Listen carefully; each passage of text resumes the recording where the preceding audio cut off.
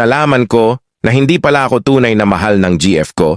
Isa lang akong utusan para sa kanya, kaya ginat ko siya sa hindi niya inaakala.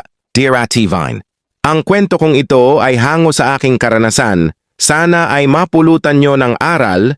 Pakitago na lang ako sa pangalang Christopher, 31 years old, at ang aking girlfriend na si Lillian, 28 years old. Matagal ko ring ipinagdasal na sana dumating na ang panahong may tatawag din sa akin na boyfriend. Hindi ako choosy, hindi ako perpekto. Gusto ko lang magmahal at mahalin pabalik.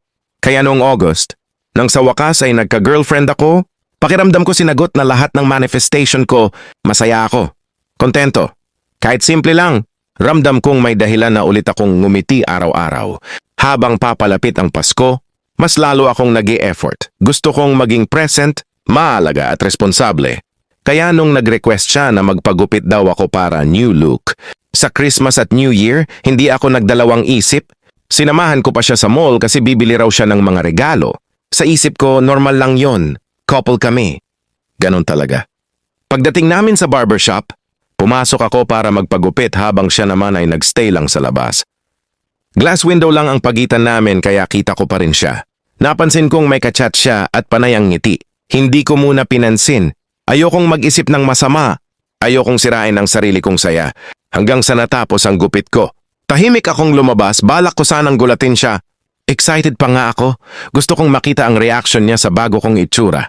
Pero sa halip na kilig, sakit ang bumungad sa akin. Nasa likuran niya ako nang mabasa ko ang chat sa phone niya. Usapan nila ng best friend niya. Doon ko nalaman ang katotohanang hindi ko kailanman inakala. Plano na pala niyang tapusin ang relasyon namin pagkatapos ng Pasko. Hindi. Dahil may mali akong nagawa, hindi dahil wala na siyang nararamdaman, kundi dahil ayon sa chat niya, tapos na raw ang papel ko. Tapos na raw akong maging taga-libre sa dates, taga-bit-bit ng mga pinamili niya, at taga-hatid sundo pa uwi sa kanila. Nanlambot ako, parang may humigpit sa dibdib ko. Lahat ng effort, oras at malasakit ko, ginawa lang pala akong convenience. Isang pansamantalang solusyon sa mga kailangan niya. Hindi ako nag-eskandalo, hindi ako nag-confront. Tahimik lang akong umalis. Umalis akong durog pero malinaw ang isip. Ayokong umiyak sa harap niya. Ayokong makita niyang nasaktan ako sa paraang siya mismo ang may kagagawan.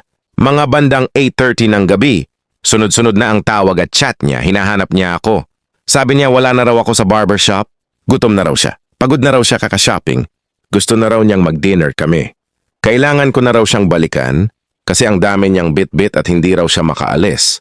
Maya-maya nag-message ulit siya. Nasa labas na raw siya ng mall dahil magsasara na ng 10 p.m.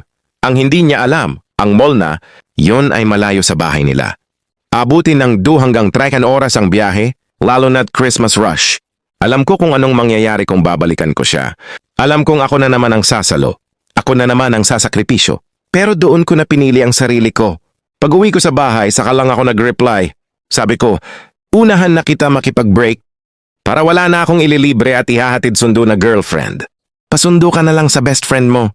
Pagkatapos nun, binlock ko na siya. Hindi ko na inintindi kung paano siya uuwi. Hindi ko na inisip kung mag-isa ba siyang magpapasko. Ang alam ko lang, ayokong tapusin ang taon na ginagamit lang ako. Mas okay nang mag-New Year na walang girlfriend kaysa may taong kasama pero hindi ka naman tunay na mahal.